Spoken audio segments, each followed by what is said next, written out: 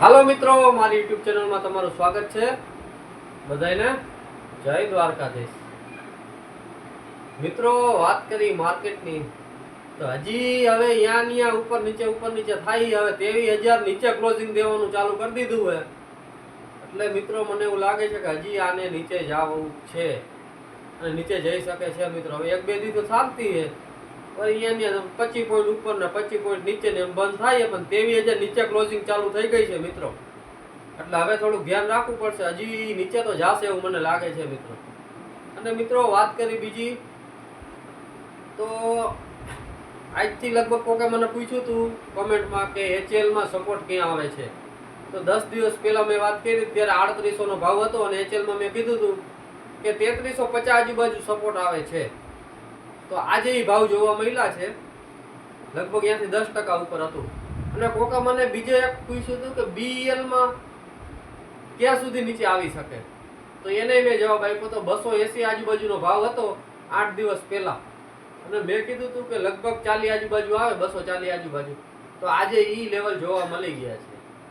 હવે મિત્રો હજી આ જે નીચે આવે છે ને એને સપોર્ટે ઊભું રહી જવું પડે, પણ સપોર્ટે ઊભા નથી રહેતા ને હજી એને નીચે જવા કરે. કેમ કે સપોર્ટે ઊભા રહીએ આ મને તો એમ લાગે હજી અહીંયાથી નહીં નીચે જવા માંગે. બોલો, મને એવું લાગે છે હું ખોટોય પડી શકું મિત્રો.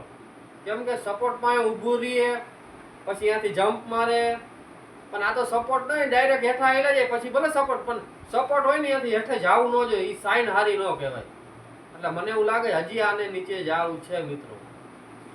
એટલે મિત્રો હજી માર્કેટમાં નીચે જવાનું ઘણા ચાન્સીસ બને છે, એટલે હજી થોડુંક ધ્યાન રાખજો. કેમ કે હજી જાજુ નીચે જવા કરે મને એવું લાગે છે. એટલે મિત્રો અને બીજી એક વાત મેં ગયા વિડીયોમાં કીધું હતું કે એક કંપની છે એ 2027 સુધીમાં ઈવી ચાર્જર લગાવશે, 4 લાખ પૂરા કરશે યુનિટ.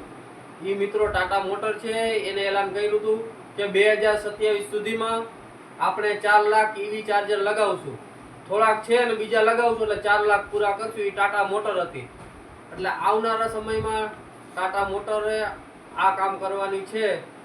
અને મિત્રો હવે એક નવી કંપનીમાં ભારતમાં એન્ટ્રી થાય છે, નવી કંપની.